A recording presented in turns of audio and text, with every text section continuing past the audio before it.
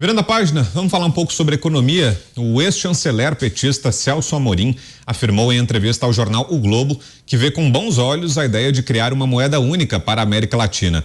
Segundo ele, Fernando Haddad, confirmado no Ministério da Fazenda, também é um entusiasta da ideia, mas prefere que a medida seja restrita aos países da América do Sul.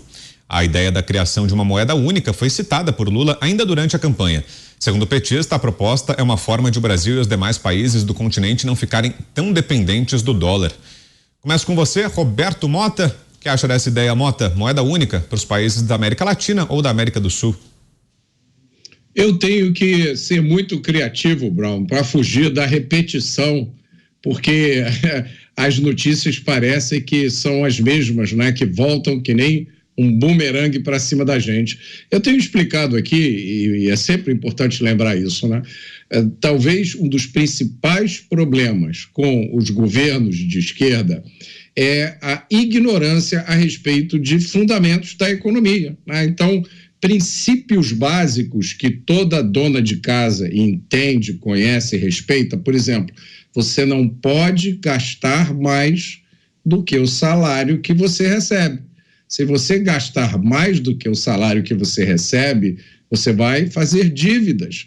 Essas dívidas vão se acumulando, vai chegar um dia em que você vai ter que declarar falência. Você não vai ter mais dinheiro para comer, você não vai ter mais dinheiro para pagar a escola dos seus filhos. Esse conceito simples, claríssimo para todo mundo, ele escapa às mais sofisticadas mentes progressistas. Aliás, quanto mais sofisticada a mente, mais esse conceito é de difícil compreensão, né? O progressista típico, ele acredita que o governo tem uma maquininha de dinheiro e pode imprimir quanto dinheiro quiser. Repare, eu não estou nem falando de corrupção, eu não estou nem falando de crime, eu estou falando de ignorância sobre os fundamentos básicos da economia, que quando traduzida em ação, se torna um desastre. Essa é a história dos governos de esquerda sempre. Não existe nenhum governo socialista ou comunista que tenha fugido disso. Essa proposta de moeda única não passa de uma proposta ideológica. Isso aí já foi ventilado pelos progressistas com vários outros nomes. Teve uma época que se falou da União das Repúblicas Socialistas da América Latina. É tanta besteira dita por esse pessoal que eu confesso, eu mesmo tenho dificuldade de saber quando eles estão apenas gerando desinformação ou quando eles realmente acreditam nessas coisas que eles dizem. Então, essa ideia de moeda única para vários países ou para a América Latina não passa disso, não passa de um projeto ideológico, infantil, mal formulado, que muito provavelmente, essa é a minha aposta, só tem como objetivo conseguir espaço na mídia. Coronel. Eu digo, Mota, que eu entendo que se eles não acreditam piamente nisso, eles seguem essa agenda com muita obstinação. Celso Amorim, ele é um dos grandes mentores da política externa do governo PT e talvez ele represente uma das tensões que serão bastante complexas para serem administradas no governo do PT.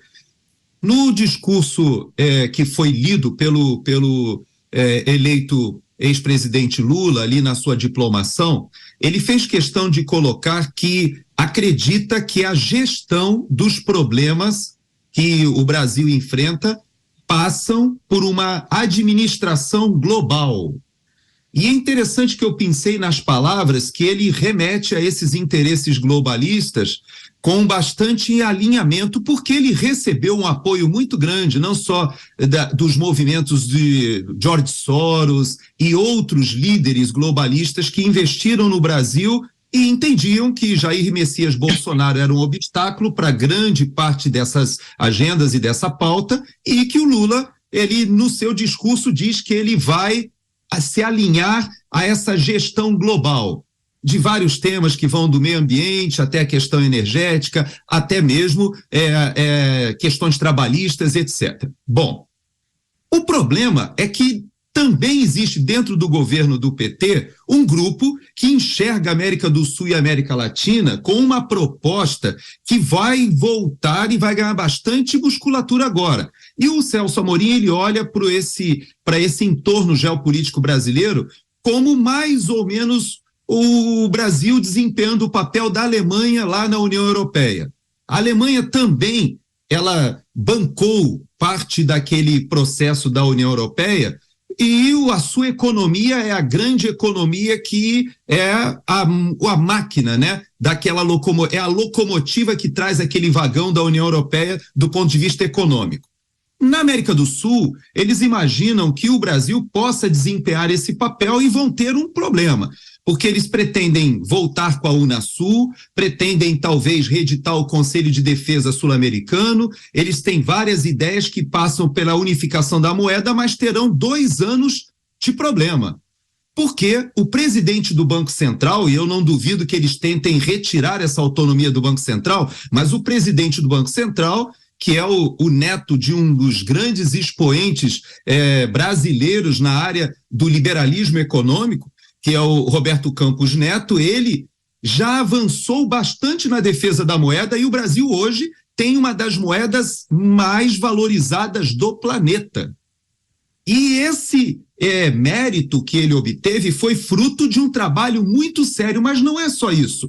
O Brasil já começou a utilizar, por exemplo, o real digital. O Brasil avançou no Pix, que agora o governo Lula também quer taxar o Pix, atendendo uma demanda do setor bancário, do setor financeiro. No entanto, o Roberto Campos Neto é considerado, da mesma forma que o Paulo Guedes era visto com muita admiração no meio internacional como talvez o melhor ministro da economia do planeta, saindo da pandemia e agora do conflito na Rússia e Ucrânia, o Roberto Campos Neto é considerado, pela idade que tem, um gênio de Banco Central, porque já começa, inclusive na frente, com o Pix, avançando para um que se chama de CBDC, é o Central Bank Digital Currency, que seria uma moeda de banco central, que é algo que a gente olha com bastante desconfiança, e eu agora com bastante preocupação, porque nas mãos de um governo liberal, talvez não cause tanto problema, mas imagina uma moeda digital única que possa estar na mão daqueles que saibam tudo o que se passa no setor financeiro do cidadão. É um perigo, é um risco, mas essa ideia de unificação da moeda, ela tem um objetivo ideológico sim, Mota, e eu creio que eles acreditam que podem se antepor ao dólar e possam também desempenhar o papel que eles pretendem, desse mundo multipolar em que a China tenta também se antepor ao dólar, a Rússia junto com a China, e na cabeça do PT, o Brasil tem um papel a desempenhar nesse novo mundo em que se tenta desbancar a hegemonia norte-americana. Eles ainda vivem nessa ideia de que eles têm que detonar com o capitalismo yankee, dos inimigos do norte, por incrível que pareça. E você, Fernão, que acha da ideia?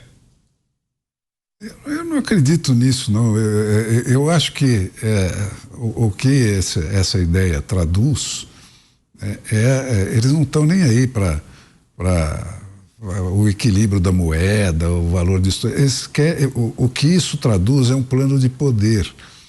Eles querem criar mudanças irreversíveis porque eles não pensam, eles não cogitam da ideia de transferir o poder nunca mais. E isso, uma moeda sul-americana que implique em amarrar politicamente toda esses paisecos à nossa volta aí, né? Você acha que tem algum raciocínio realmente econômico ou de valorização da moeda ou de proteção da remuneração do trabalho dos brasileiros num conceito como esse? Nada disso. Isso é só para dificultar que lhe tirem o poder das mãos daqui para frente. para eles criarem um nó cego que nunca mais possa ser deslindado. É por aí que eu enxergo esse tipo de ideia, porque não faz sentido por ângulo nenhum racional, né? Só faz sentido racionalmente por esse ângulo, né? De você acumular mais poder e tornar mais difícil e praticamente impossível que desfazer o que eles fazem, né? Que é o que o PT sempre foi, né? O PT nunca transferiu o poder, né? Toda vez que ele perdeu uma eleição, ele ficou pedindo impeachment durante os 4 anos, sabotando toda a economia, sabotando o país inteiro, para ver se aquilo, a desgraça do povo brasileiro, facilitava ele de expulsar do poder o cara que tinha ganho a eleição deles. Sempre foi isso. Então, essa amarração é outra que vai nessa mesma linha de raciocínio.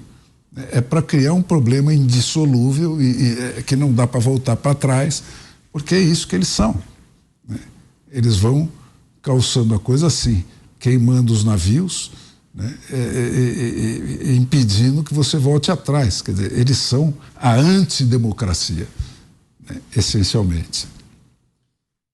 Agora, Mota, você imagina que seria o caso de uma reação mais enérgica por parte até daqueles economistas que declararam apoio a Lula na eleição, economistas que se intitulam do campo liberal e que manifestaram apoio a Lula depois da eleição, inclusive nesse período da transição. Nós tivemos ali o início de um movimento ainda tímido de alguns economistas, né, que redigiram uma carta pedindo ao presidente eleito respeito ao teto de gastos, especialmente quando começou a tramitação daquela PEC no Congresso Nacional, mas agora, diante dessas novas declarações que mostram que, muito possivelmente, o rumo não foi alterado, pelo contrário, né? O governo eleito segue na mesma toada de esse primeiro momento da apresentação da PEC. Você imagina que seria o caso de uma reação mais enérgica por parte desses economistas e de outros que apoiaram Lula na eleição, Mota?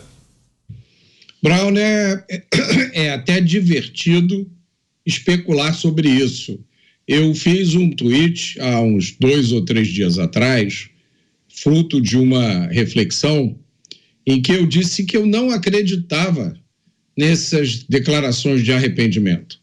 Eu não achei e não acho que essas declarações são genuínas.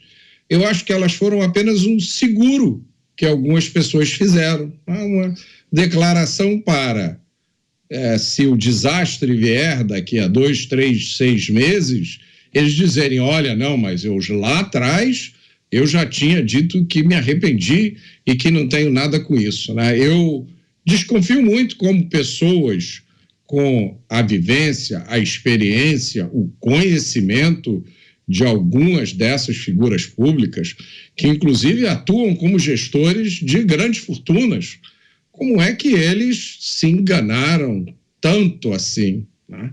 E se enganaram diante de evidências que foram colocadas todos os dias. Nós aqui fizemos esse papel, um papel de alertar. Todo dia a gente comentava um discurso, uma declaração, uma notícia, mostrava o raciocínio que estava por trás daquilo, mostrava as consequências.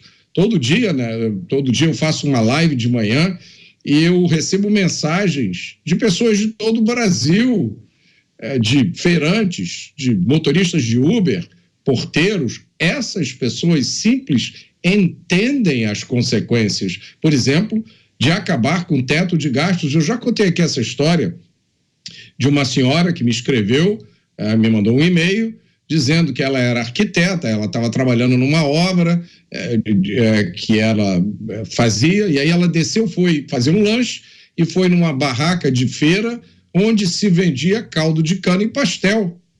E conversando com a senhora que trabalhava na barraca, a senhora dizendo para ela da preocupação que ela tinha com o fim do teto de gastos, porque ela sabia que um dia aquilo ia chegar na vida dela. Se a senhora que vende pastel e caldo de cana entendia isso, acho pouco provável que esses economistas famosos não tivessem percebido.